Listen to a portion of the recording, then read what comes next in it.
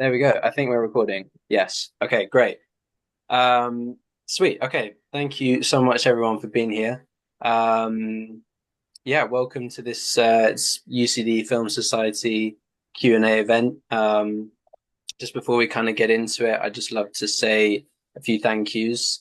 Firstly to Grainne Humphreys, who couldn't make it today because she's very busy, obviously, with the start of the Dublin International Film Festival, which I think starts in a few weeks. So I'm sure she has her hands full.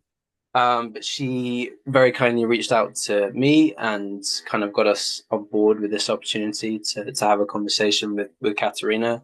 So yeah, thank you to her.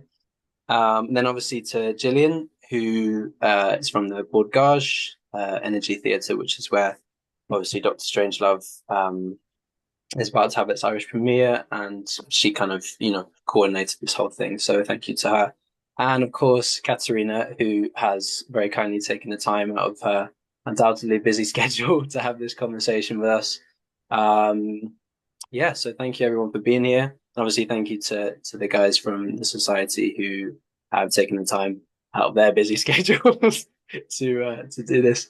Um, yeah, so as mentioned, Granny reached out to the society, asking us if we'd be kind of interested in having a chat with Katerina, and obviously I said yes, and I was kind of a bit like I'm not sure what what we talk about, but obviously like there's so much to talk about, not only about Stanley Kubrick, but also yourself, Katerina, someone who's been in the industry for a long time, as I understand it. So before we kind of crack into that, just some sort of housekeeping, which I'm not very good at PR stuff, but I'll do my best. This is just to kind of, explain why we're here. Obviously, Doctor Strangelove, one of Kubrick's well-known films, has been adapted into a stage play. I think correct me if I'm wrong, it's the first time Kubrick's work has been adapted for the stage, let alone, well, I think any medium, I think. Mm. And yeah, so obviously the production was on at the London West End at the Noel Cowell Theatre. It's now moving to the Bord Gais here in Dublin, and I think premieres next Wednesday. Um, which Catherine, I think you're coming over for. Yep, Is that right? yep. Yeah, wonderful. Coming to Dublin Lovely. Have you been to Dublin before? years ago. Yeah. Okay. Yeah, lovely. So, yeah, obviously the play stars Steve Coogan, who I'm sure most of you will know, obviously known for Alan Partridge and a bunch of other things. Play is co-written by Armando Iannucci, who's obviously Coogan's longtime collaborator, and written by Sean Foley, who's also directing the production.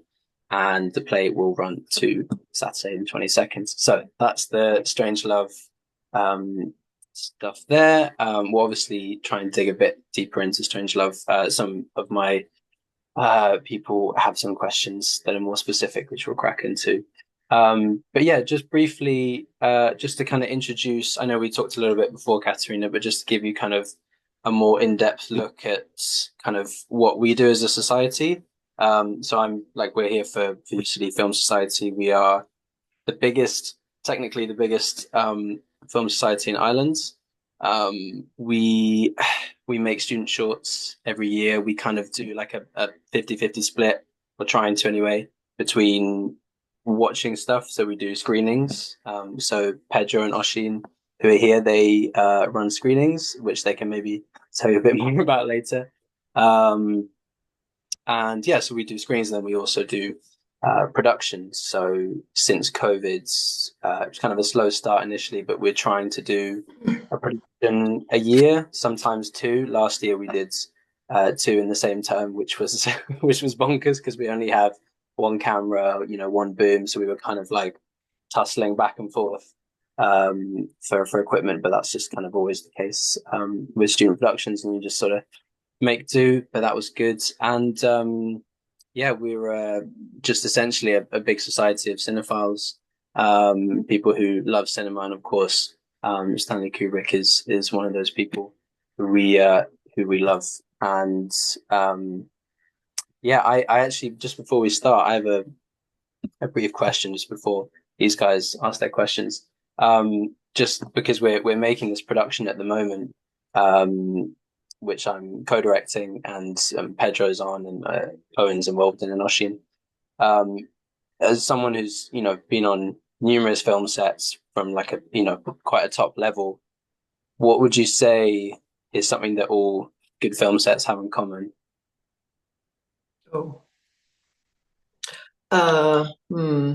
Well, I think you need what the structure or the crew in Mm, terms of film set. I mean, every set is different, whether you're in a studio or on location. So the variables are, infinite. But I think that as far as the crew, um, you need to have a good leader, and somebody that the rest of the crew respect. And mm, I think that you can have if the director is maybe a bit, I don't know, a bit flaky or undecided or a bit shouty, like some people, it's like some of them are, I'm not mentioning names. Then you need a good first AD. So your assistant directors need to be on the ball, first, second, and third. We had very good assistant directors on Stanley's movies. They were slightly different, but then there were some who were there each time, and they just knew their business, and they knew how to deal with actors and extras, and everything ran very smoothly. But making a movie is a team effort, so you need a good sense of camaraderie and no out of place egos. I think. I mean, I'm not even talking about actors because they're all different, but the crew needs to work together as a team for sure. absolutely. Yeah, just on your point about ADs. So, for example, last year when I was so me and Owen actually co-directed a horror film which we shot all in the Dublin mountains, which on a student budget I wouldn't recommend, but great experience. And yeah, just on your, we didn't really have, we had sort of, I mean, we were just ADing ourselves. We didn't have, when you're doing student production, you're doing kind of six different things at once. Hmm. But what we tried to do this year, because we said we'd only do one production for the year, we kind of had a lot more time for pre-production, which we were doing in the autumn, and basically up until now, we're starting shooting next week. And so that meant, and we obviously had the experience of what we needed and what we didn't need from past productions, and I would 100% agree that ADs are kind of like your anchor, especially as a director, and just kind of a sort of second leader for the team. And if you have a good first and a good second, your kind of your whole production will just flow so much better. And like for example, Pedro is here. He's one of our ADs, and he's just been like so on, and just scheduling alone, like not having to think about scheduling as a director is like, oh, it's yeah, it saves you a lot of time, because I feel like that's kind of the last thing that you want to be thinking about when you're trying to keep everything together.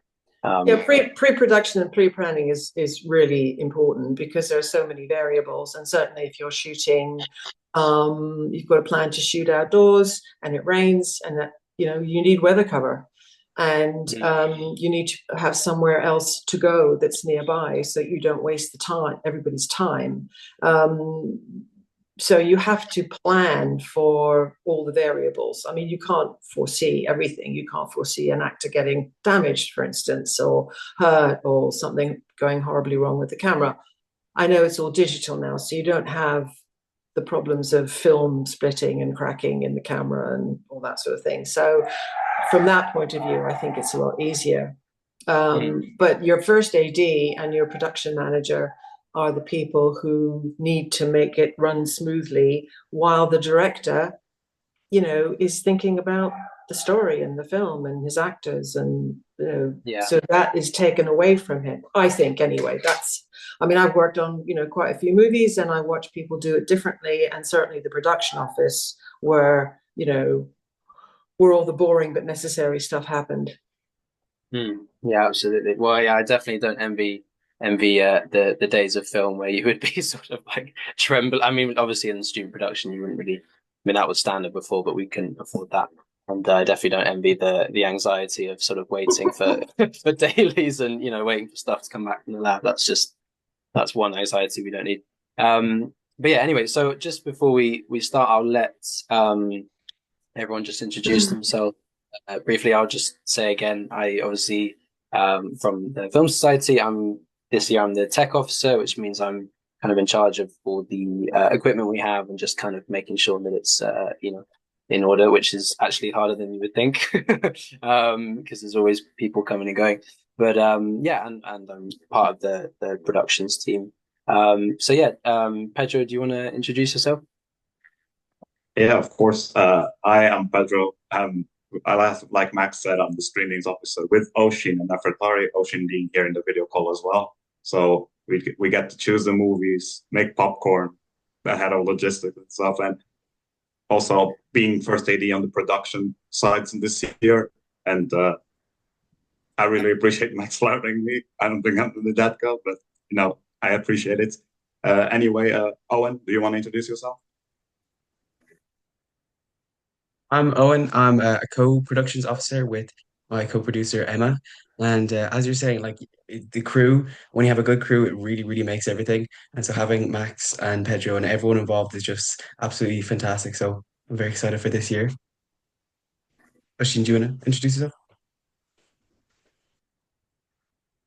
Yeah, so hi, my name is Oshin. I am working with Pedro as a screenings officer. So Pedro gave basically what we do here. We pick the movies, we kind of create them around a week. I also announce the movie before every Tuesday and Thursday. So it kind of greets people and kind of tells them what we do as a society and a little bit about the movie. So yeah, that's all I have to say. Ed, do you want to talk? Hey, how's it going? I'm Ed. I am a third year film and drama student, and this year I'm on Erasmus, so I'm not involved with the Film Society as much. But the last 2 years, I was involved in the production as an actor, and I'm good friends with all the lads here and everyone who's involved in it. So yeah, I'm very happy to be here. It's an honor to speak to you, and I'm looking forward to asking you questions and hearing some insightful answers. So, No pressure. yeah. Just to say, I totally forgot to mention Pedro and Oshin, obviously as screenings officers. So each week it's kind of they do a different theme, and we do a screening on a Tuesday and a Thursday. This week, obviously, guys, correct me if I'm wrong, but I think it's Hotel Week, and you're showing The Shining tonight. Is that right? Yeah, that's correct. Shining in the cinema at 5 p.m. Which was not planned at all. Like that is a total coincidence. I just realized that. So yeah, obviously, we really love Kubrick, and yeah, so that's kind of that. And yeah, and the lads have got some great questions planned. So if you don't mind, we'll crack straight into them. Unless you have any questions or anything. No.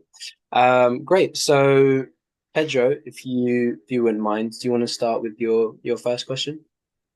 Of course.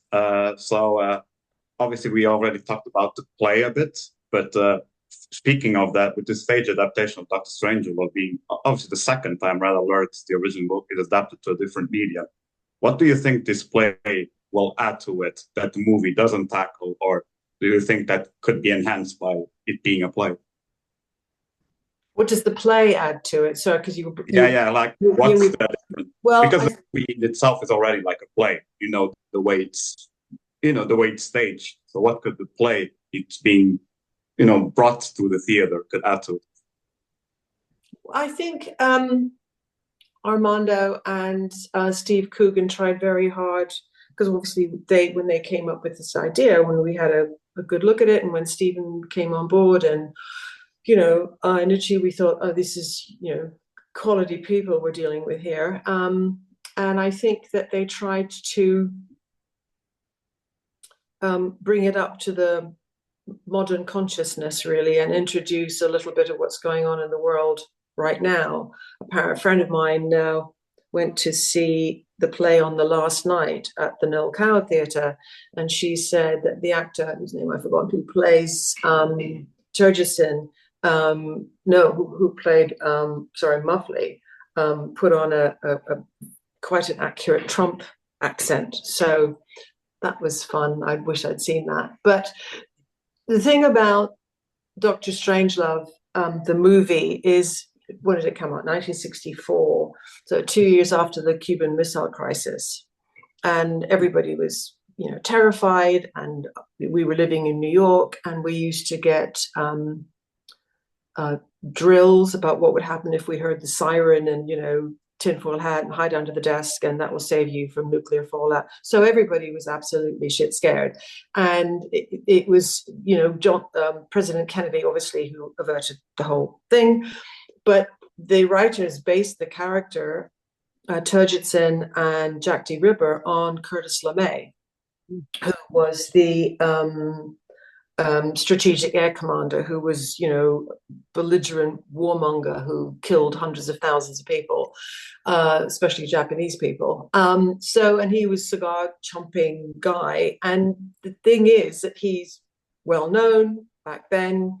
These two characters were based on him. And I think they were trying to, nuclear sort of annihilation has kind of slipped people's minds a bit. It isn't uppermost. There's so much else going on in the world right now that's very serious that people are kind of forgotten that actually there's even more people now, even more countries with nuclear capabilities. And, I hope that the play will sort of, flick a switch in people's minds and think, oh shit, this is really serious. And it's actually much more serious than it even was then. So it's more appropriate than ever, given the state of the world. And I also hope, of course, that people who haven't seen the movie will go and see the movie. When I was in the audience, people who are familiar with the film were very responsive to the set pieces and the dialogue and some of the, the jokes that were in the original film, because they are quite true to the movie in many ways. And then, they really appreciated it. But then people who have never seen the film, I'm hoping will now seek it out, because it's a perfect movie. I fully agree. I think.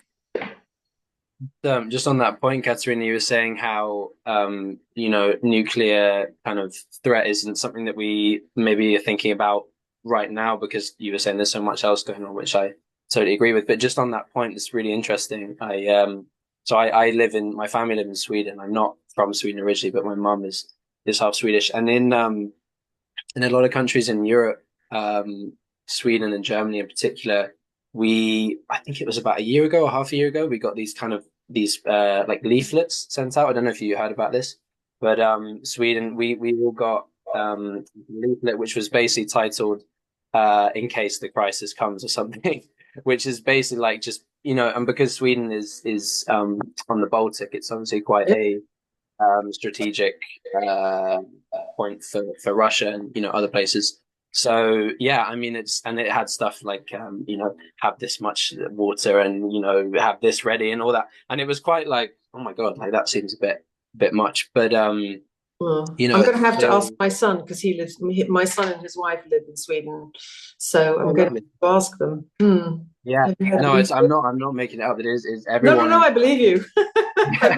No, it's freaky. Yeah, so obviously, like while we may not be thinking about it all the time, it is kind of like it's always looming. And obviously Dr. Strangelove, even though it came out in the 60s, it's still incredibly relevant, if not more relevant. I mean, in my life, obviously, the Cuban Missile Crisis was very much uppermost in everybody's mind, and everybody was terrified. And then nuclear war, or the threat of it, was constantly in everybody's mind, and that's what we feared most. And then there was the Vietnam War, which was a disaster for America, but you had all these hawks and warmongers in the United States, and I think that it's sort of gone back there now. I think we're living actually in very dangerous times.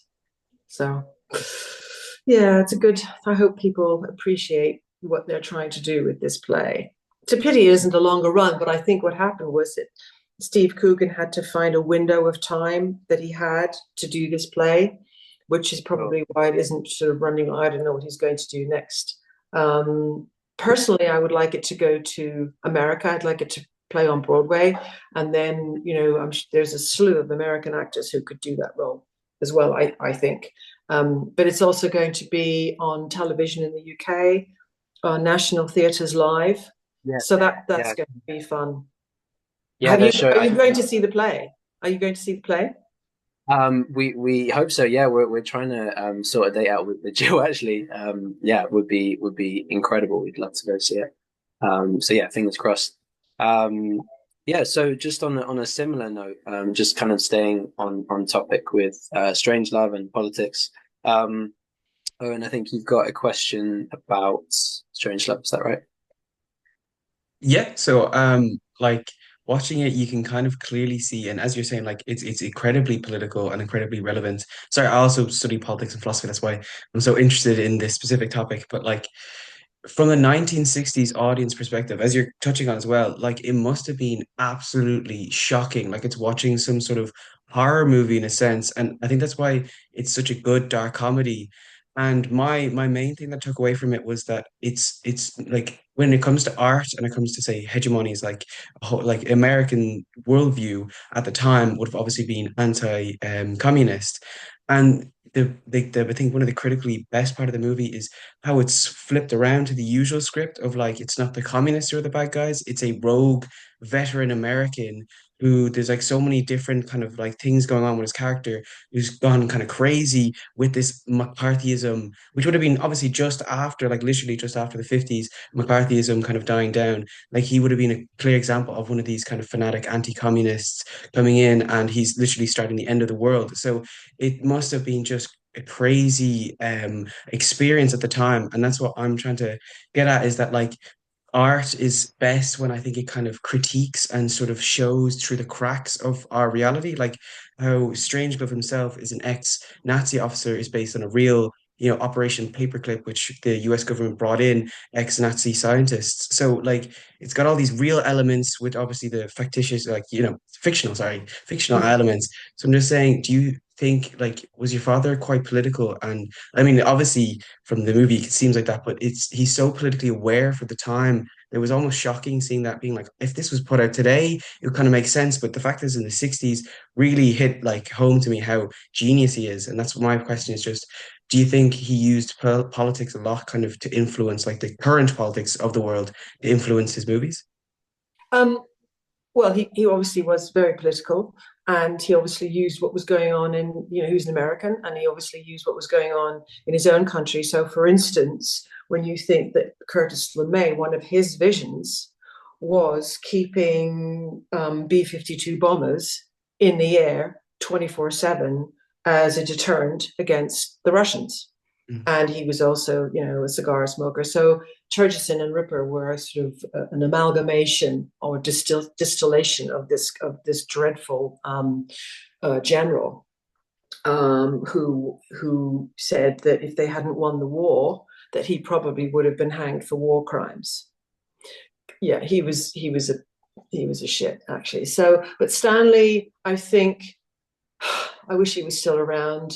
He would he was very good at explaining things. He was very good at theorizing about things and sort of putting things so that you weren't permanently terrified all the time. But he would be incredibly upset with what's going on in his home country now. And yeah, he would be profoundly depressed at what's happening to the United States and the way that Trump has sort of mesmerized all the wrong people. And it is a cult for sure. And it's going to get a lot worse. I'm very depressed about the whole thing. And yeah, so I think that Stanley always had his finger on the pulse, and of what was going on politically across the world, really, because he was that kind of animal. He read everything and he digested everything. And most of his films, if you think about it, do deal with the human condition and how basically all the trouble that we get into is mostly our own fault. It's just human beings for you. Just Thank you so much. on that.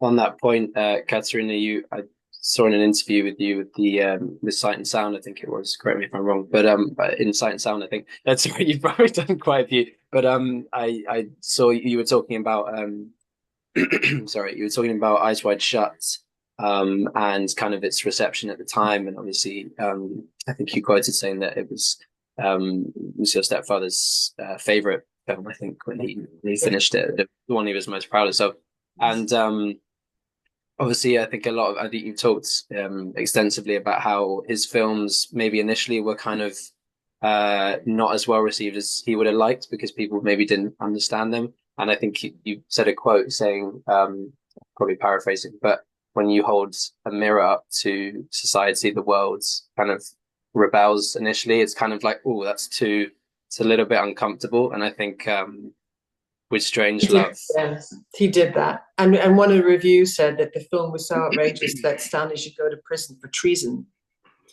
And as Jimmy Harris, his then producer, said, that's a pretty bad review.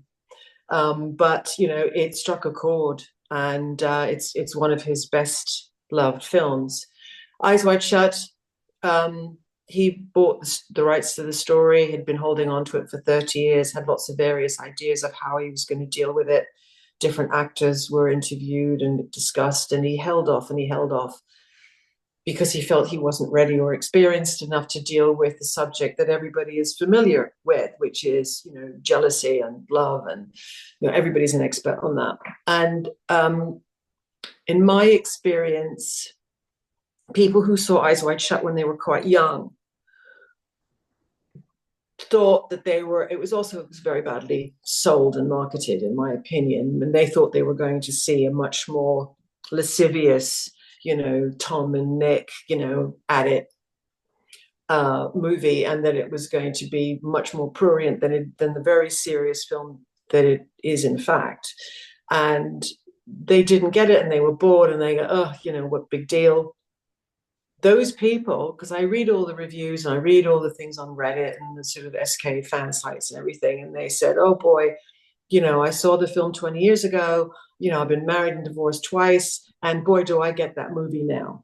So, I think you need to have a little bit of life experience behind you to kind of get the very not so subtle nuances of the movie and that what it's telling you. And certainly when Warner Brothers, when it came out, and in Japan, they're big Kubrick fans, and they said they had kind of watchers outside the cinema when people were going out. And they said a lot of couples were holding hands as they left the cinema.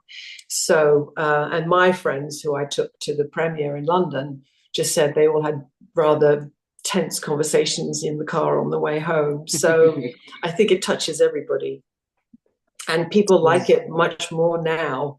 I think they understand it now. So you're quite right that Stanley's films touch a pulse that maybe people aren't really ready to take.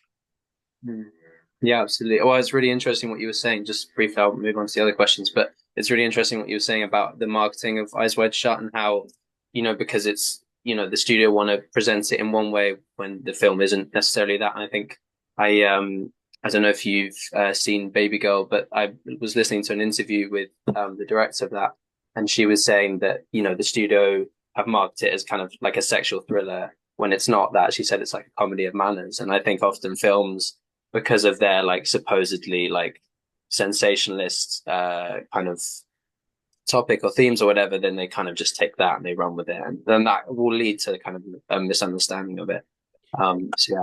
Yeah, on that point, when so Stanley died, and then we were getting artwork from the studios for the poster, and the people who were designing these posters hadn't seen the film. They were just guessing, and some of them were really not appropriate at all. And Stanley's commitment and dedication to selling his movies once he'd made them, and especially the artwork and the poster campaign and the sales campaign, were very important to him.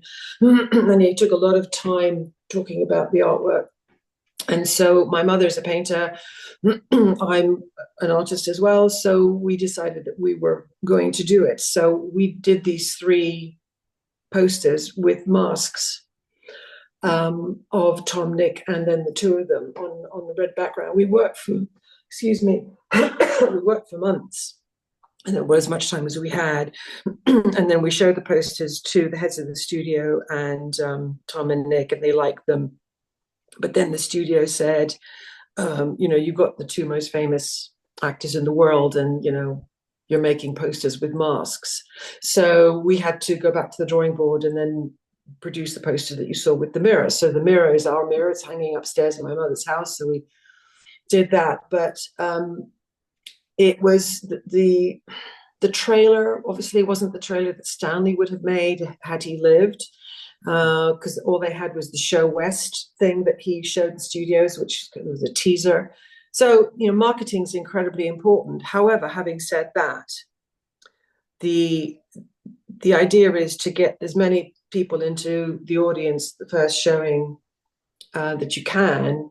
And if the people who go to the first screenings of a movie don't like it, it doesn't matter how much you spend on advertising, because word of mouth is more potent than anything.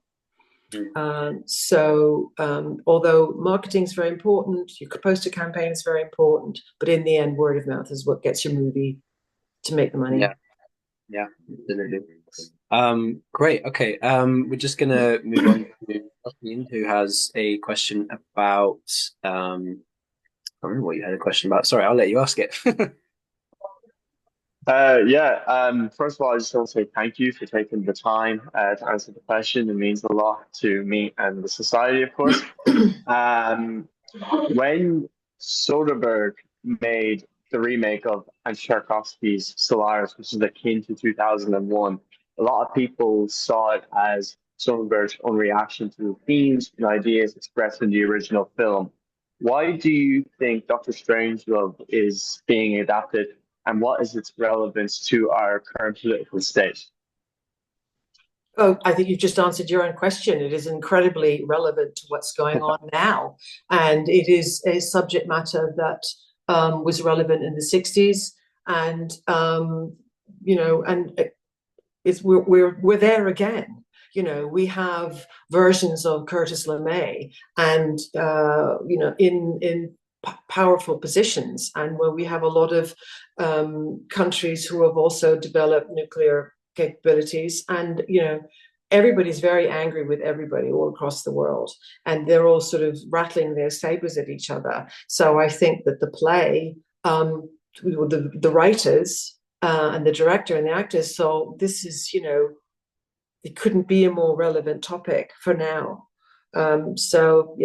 I think they took it, they approached us, and we thought, great idea, and we liked the scripts. It had a few changes, and it's like when you see the play, it's lighter in some ways, and there are some things that are referencing now, the times now, but then you have to keep it relevant.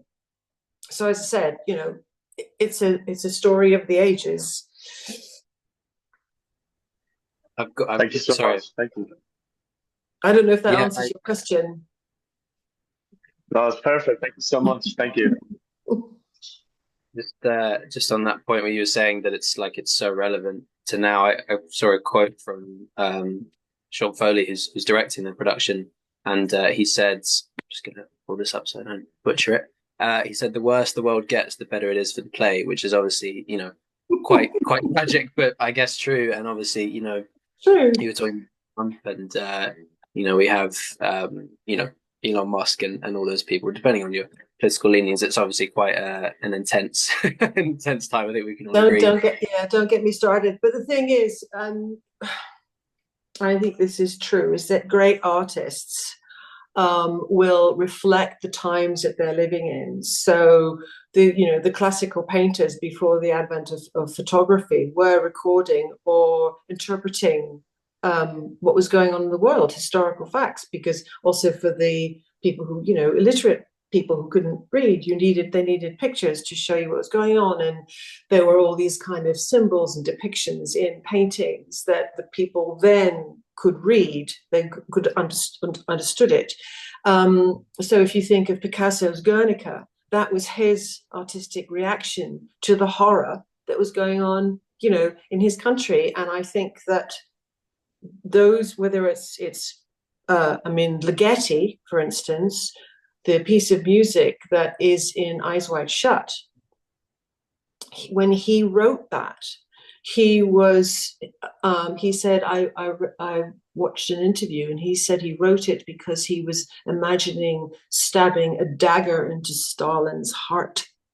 And when you listen to that piece of music in Eyes Wide Shut, and then you realize why it's so effective, because it's absolutely chilling. So whether it's music, art, painting, even dance and certainly theatre can reflect and be a commentary on what's going on in the world. And I think that art will always last. So if you think of Stanley's movies, and any great director whose work, you study and you go to time and time again, those films, so films in particular, those films don't go away. They're always relevant in some way. Even if you're watching Citizen Kane, it's still relevant, because the Citizen Kane types are still out there now. And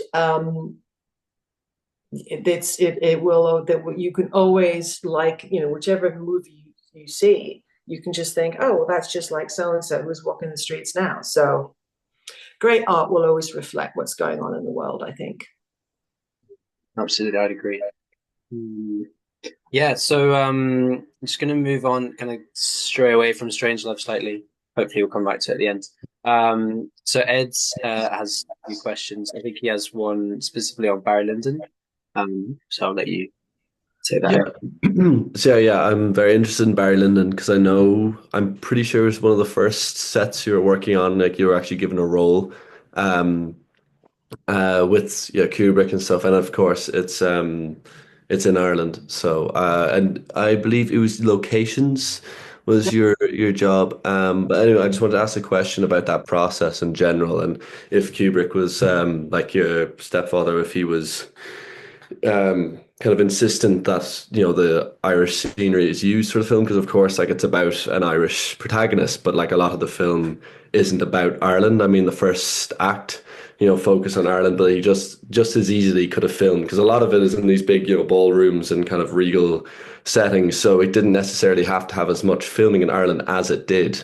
And yeah, I'm just interested in that whole process and what that experience was like. Okay, so I was 19 and I was at art college, and the film was set in Ireland. And as we said before, Ireland has very specific landscapes and geography. And, the film, you could only film those sequences in Ireland, because Ireland does look very Irish. You couldn't film it, in America or the UK even. So, and, it wasn't far from home. So we went to Waterford, and then my father said, well, you're not staying home alone, going to art college, you're going to come, because we were a sort of circus family. We always were together. So he said, come to Ireland. So I brought our 3 golden retrievers on the ferry over to Fishguard, and we rented a house. And he said, right, you're going to start looking for locations, because he'd already taught me how to take photographs and develop film. And the art department and in fact, all the film offices nearly opened up in the top floor of the new Argery Hotel, which was over the river in Waterford. And so they set up, and there were, I think, 4 or 5 photographers, because now we had to sort of fan out and cover the countryside. So everything from a muddy track to a field to a little cottage to a large house. And you get a page of script. Everybody gets your page of script and say, okay, we're looking for this. So because it's set in the 18th century, and this is way before CGI, remember? So you couldn't just go and then say, okay, we'll CGI that out. That, couldn't happen. So, and then we just went in and photographed. And then we would come back and, this was film. So we would make prints and then I would sit there and cut all the photographs together. So you got a 180 panorama of, this view or that view or the inside of this house or the back of a cottage. And then the locations were chosen. Once you choose the location, you then have to approach the landowner or the house owner and ask for permission and how much does it cost. And then if you're shooting a battle sequence with 400 soldiers and it rains, then you have to say, okay, bye-bye, and you have to have weather cover. So you go to the nearest indoor set or location. So, we adapted or fixed up old cottages. They found a ruined cottage and then they got a thatcher in to fix the roof and make it into Barry's mother's cottage. So it was endlessly adaptable. So I was there we were there for a really long time. I was an extra in a couple of the scenes. I had to wear a corset. I don't recommend that. It's very uncomfortable. And then the film moved to Dublin. And they were in Powers Court, I think. And then there was an IRA threat, and they just thought, because English crew and there's sort of was it 73, 74, that time when it was all, a bit heavy and a bit scary. And so they said, okay, you better leave. And the whole unit just left in sort of 48 hours. They were all gone. Luckily, most of the filming had already been done. But it was certainly, and then we moved to down to Salisbury, and then it started again. Then we had to find more locations. So I was employed again, and I was photographing everything from disused rail tracks to stately homes. So I've literally photographed from Land's End to John O'Groats and side to side. So I'm very good at map reading. Didn't have sat nav in those days, but that was what decided me working for Ken Adam. Because I already knew Ken Adam because he'd designed Dr. Strangelove. So we knew him and he was sort of a family friend. But working on that movie was what decided me that, working in the art department was the thing that I wanted to do. So that was where it all started. But it's, it's good. It's a fun job. Yeah, that's perfect. Thank you. Actually, just what you mentioned, Ken Adam there, and that was actually the second part of my question. Because I'd listened to a podcast where you spoke about him as well. And I was just interested in that relationship because, of course, like being exposed to someone like that, in an area that you were interested in. Just like Ken Adam. Yeah, Ken Adam. Oh, right. Okay. But I was just going to ask, like how important do you think that exposure was for you? With like such a figure in that industry, like that specific part of the industry, as almost like, would you consider him a mentor of some kind, like at that time, or just more like a kind of like a introduction to the area? Okay, so Ken Adam was one of the most well-known, most highly respected production designers, in the UK, and he'd already made many, many movies. And when I went back to work for him, he was working on The Spy Who Loved Me, which was a James Bond movie. And we're talking 1976. And there were no women in the art department in the British film industry. Women were actresses, hairdressers, costume designers, set dressers, but not women. So I took my portfolio of drawings and stuff to him and the art department, and he was a bit dismissive. Oh, darling, I don't know. I don't think we have anything for you, darling. But the art director looked at my work and he said, okay, I can see that you've got talent and we've got a job for you. But in those days, you had to have a union ticket. So there were two unions, NATKI and the ACTT. So, and it was a catch-22. You couldn't get a job without a ticket, and you couldn't get a ticket without a job. So you needed to find a production that had enough money to pay the junior, which was me, sort of 50 quid a week or something, to, make tea and run around and be a sort of general dog's body for everybody. But I could draw. And so I was given really interesting jobs to do, apart from making tea and getting their bacon sandwiches. And I could draw and I paint. And one of the throwaway jobs they gave me was as I designed Jaws' teeth. There's a character in Spy Who Loved Me called Jaws who has steel teeth. And it's a line in the script, and everybody was too busy, so they gave it to the junior, which was me. And so that's my eternal claim to fame. But I worked on that film for a year, and then I went on to do lots of other films. So it was great. I loved my job. Great, thank you. You probably designed the most iconic pair of teeth in cinema history.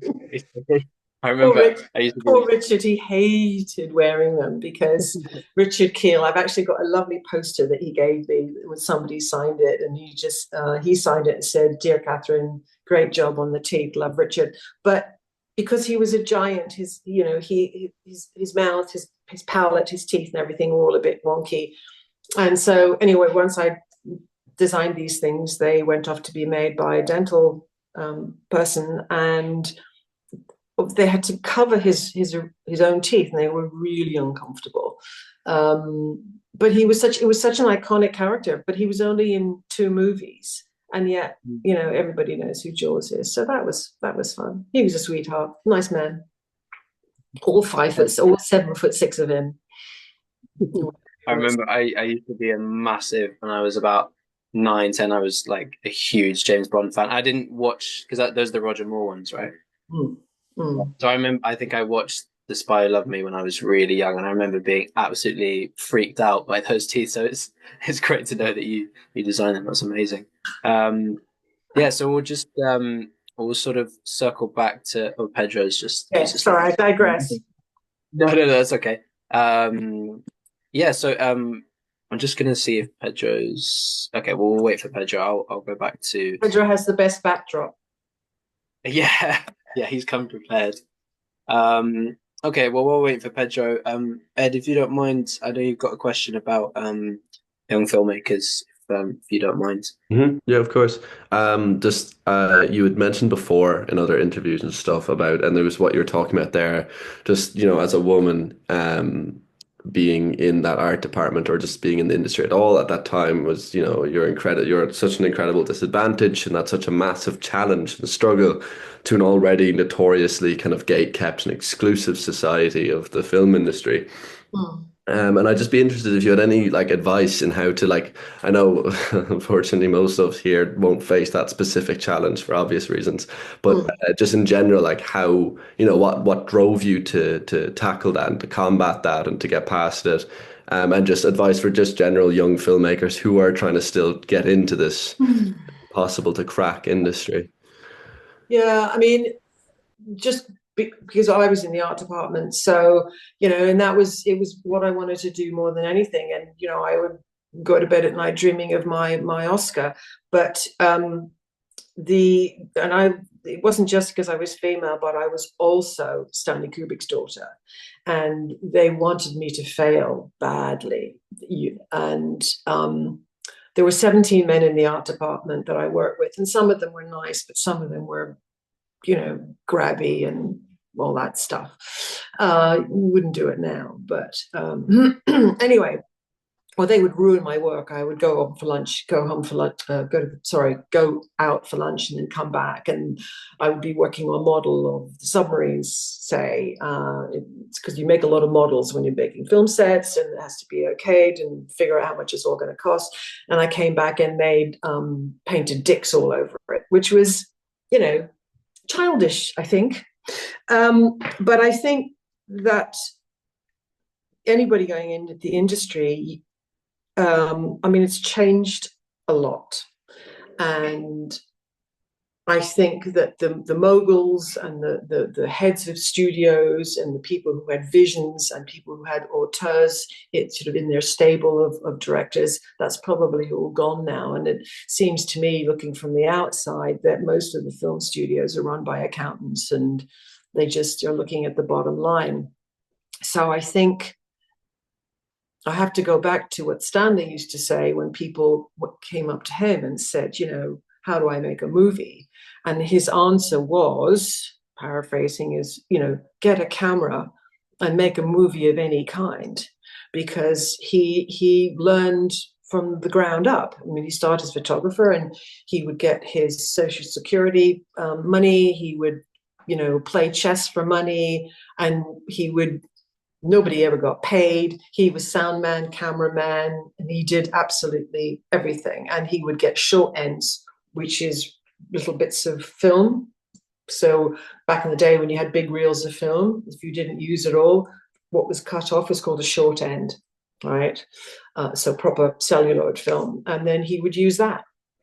And your processing costs, and he, begged, borrowed, and stole from relatives and friends. So you have to really want it badly, I think. And if you can get on a production, just making tea or just watching how it's going, then I think that's a really good way to start. A lot of the people in the film industry, when I was at Pinewood, say, a lot of the people in the art department started off in the print room. They were literally making prints of the art department's drawings, and they started that way. A lot of people now, went to college, and they then kind of thought, they came out of college and they thought, oh, I know how to do this, because I've got anology now, and I've got, I can do this. But I think that the practicality of making a film with all the variables and all the characters and all the different facets,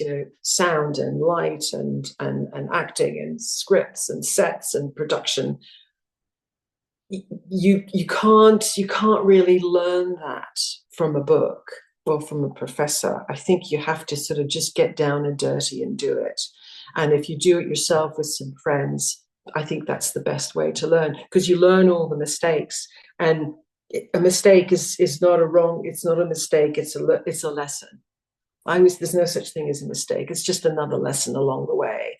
And if you fuck it up badly, then you won't do that again. So but if you can go to film school and learn about all the directors. I mean, Stanley, he said he just went to every movie. He just saw everything. He just went to the cinema and saw, the feature and the B movie, and he watched everything. And he said to me, he said, I'm sure I can make a better movie than some of the stuff I'm seeing at the cinema. So find a good story, see what you can do with it. Sorry, a bit long-winded, but there we are. That was great. Thank you.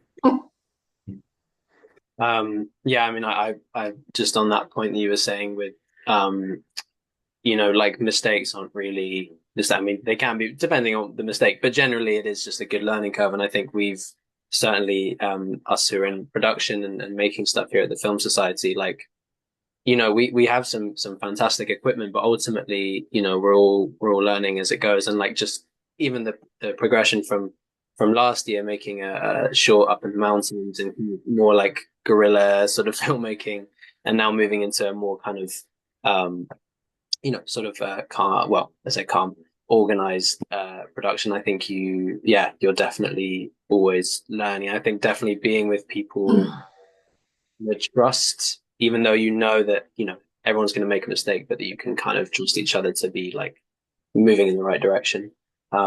Yeah, no, that was a lovely answer. Thank you. So just, I think we've got one more question from Pedro about Irish cinema. I know we talked a little bit briefly before we started. You were saying there was, what was it, Hollywood to Erin? Hollywood Goes to Erin, yeah, and it's a little documentary, and it's in Gaelic. And I watched it last night, and it was a little documentary where they went back to Waterford and to Dublin, and they were interviewing some of the people who worked on Barry Lyndon. Oh, amazing. Oh, great. Oh, we'll check that out. Let me just check again, so make sure I'm not giving you the wrong title. And I think what they did was they used some clips um, from Barry Lyndon, which are um, sort of faded out. How do you spell Erin? E-I-E-R. No. E-I-R-I-N-N.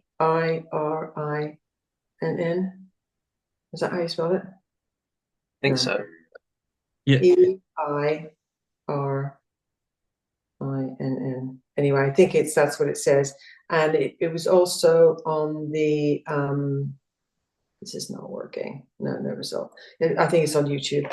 Okay. But anyway, that was quite sweet because they interviewed the people who worked on the film and told a lovely story where we go to Waterford and the guy who's in charge of Tees Toilets and Transports has to go and get some vehicles for the crew. And he went to a car dealership in Waterford and said, well, we need 8 minibuses and 3 cars. And because he looked a bit funny and he was wearing a puffer jacket and had a ponytail, the guy didn't take him seriously. So he then later that evening, the car dealership guy, he goes to the pub and there's a huge party going on, a big celebration. And he said, oh, what's going on? And they said, well, this chap over here works for the Volkswagen garage, just sold 8 minibuses and 3 cars. It's the biggest sales they'd ever done. And they were having a party. So just because somebody's got a ponytail doesn't mean you shouldn't take them seriously. It's probably brought a lot of business to that area. Absolutely. Well, that's what that film's about. Yeah. Amazing. Yeah, Pedro, do you wanna fire ahead? Yeah, so first of all, I'd like to apologize for my second. I had to run to the bathroom. I'm very sorry. Before we get again, before I ask, so thank you for taking the time again from all of us. And speaking of spending so much time in Ireland during Barry Lyndon in general, I'd love to know what you think of the Irish cinema at the moment, considering it's gaining so much momentum. The actors and the production society. Is there any Irish film you think is very noteworthy?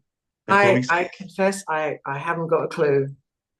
So I am completely out of the loop. So, and I'm embarrassed to admit that. But if you can recommend some, then I would be very interested in watching them. There is, for example, Kneecap at the moment. It's getting a lot of traction. What's it called? Kneecap. Yeah, you've got to watch that one, Katharina. It's great. What, knee as in part of your leg? Yeah, Kneecap. Yeah. Oh, okay. Is this like IRA stuff? Well, it's more like a modern.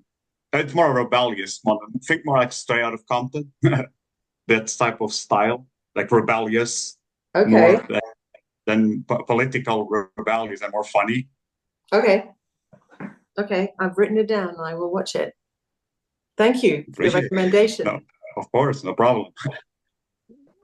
Any of the other guys have any? I mean, I would just say, I'm sure someone's going to say this already, but if you haven't seen Was Wrong as an Englishman recommending an Irish film, but it's a beautiful film. It's called The Quiet Girl, which I think it was nominated for an Oscar for Best International Film 2 years ago. That's Quiet Girl. The Quiet Girl, yeah. And it's pretty much, I think it's all in Irish, like it's not in English.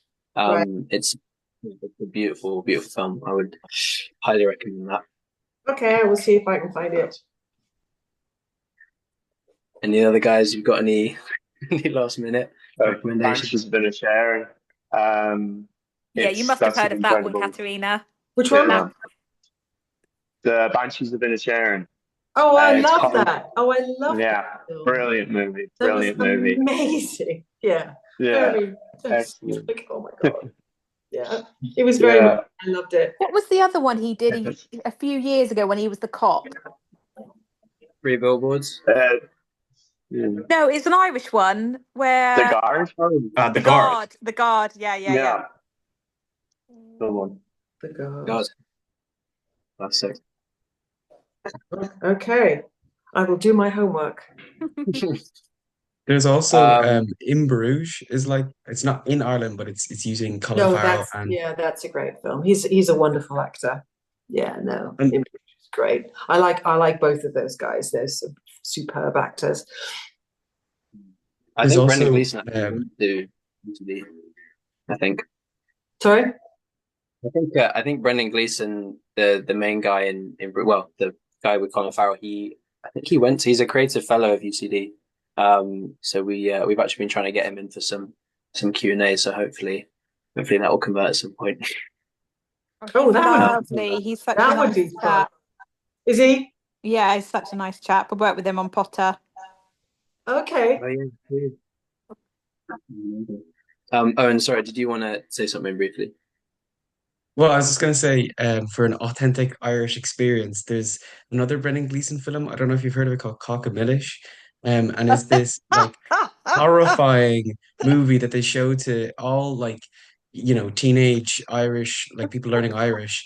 And it's like an interesting movie, but it's a short film and it's horrifying, but he's in it. And I think it's probably probably not his first films, but it's definitely one of the early films he's done before. But that's Pacamilish, which is like, the actual spelling, but I think it's Cacamilis. Yeah, yeah. Yeah. How is it spelled again? C-A. CA, and then there's a father, CA, and then Milis. Okay. That's quite the watch, Katharina. Oh, is it? Okay. Where will I find that? Well, I'll go on IMDb and.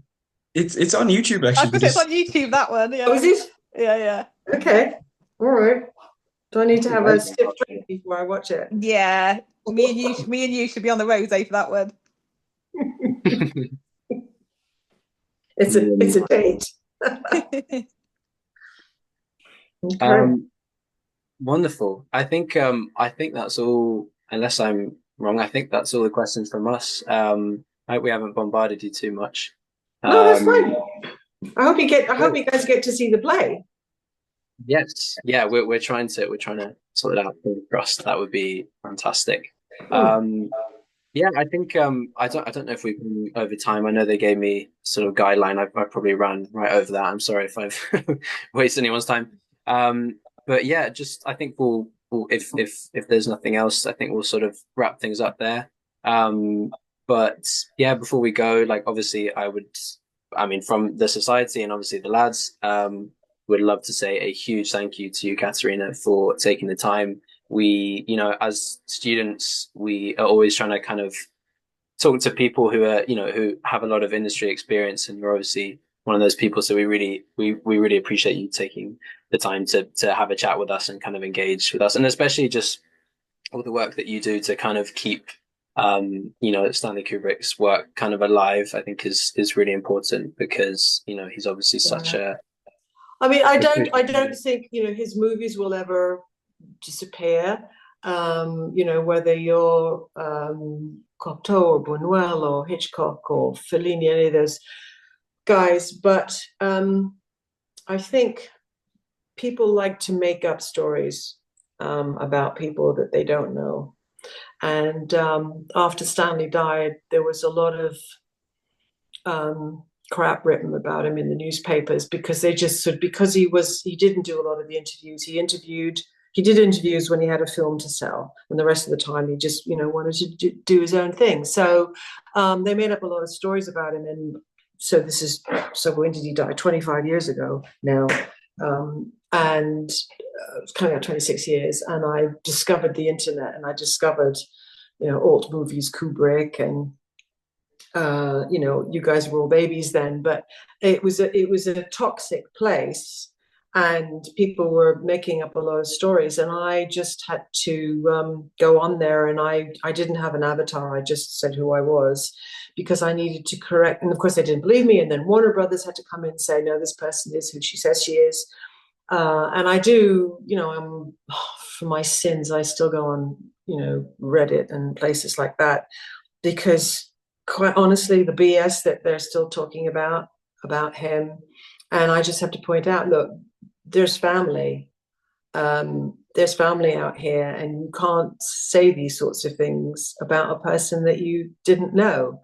And so I do my best. I mean, I had one recently, about the moon landing, for God's sake, and because apparently Stanley filmed the landing. And I said, well, don't be so ridiculous. Of course he didn't. And, you couldn't hold hundreds of thousands of technicians and astronauts and, engineers silent. And he said, oh, well, of course, you were with him every second of every day, so you would know. I mean, how do you answer that kind of nonsense? So, I mean, there's a lot of, morons.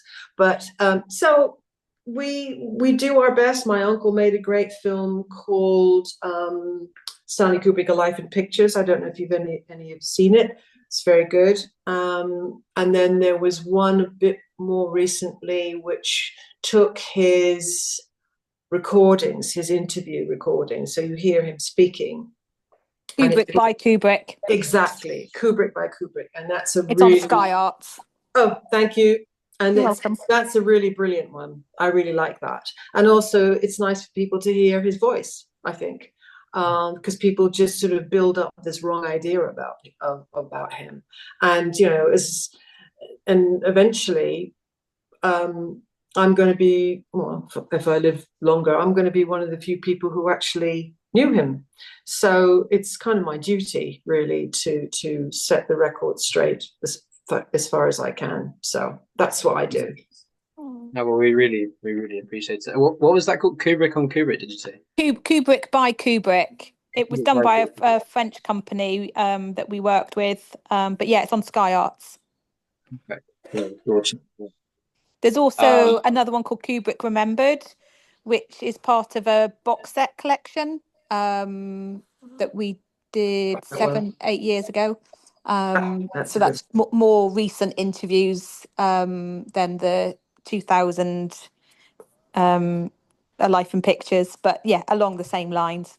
Yeah, that's the one that Jan Harlan made, the first one. Yeah, Life in Pictures, yeah. Yeah, and that was great. He got some great interviews. He got, hundreds of hours of interviews, and couldn't use them all. But for people as a sort of introduction to Stanley, if they only know his films, that's quite a good one. Yeah. All three of those really are really worth watching. Amazing. Thank you. Keep an eye on the Stanley Kubrick YouTube channel, because there may be a screening of that documentary very soon. Great. Yeah, we will. The other thing that you should watch is Paul King's little documentary we made last year called Shine On, and where Paul King, the director, had this idea that he wanted to go back to visit the film sets or the locations that we used in The Shining. So I think you said you're showing The Shining at your festival soon.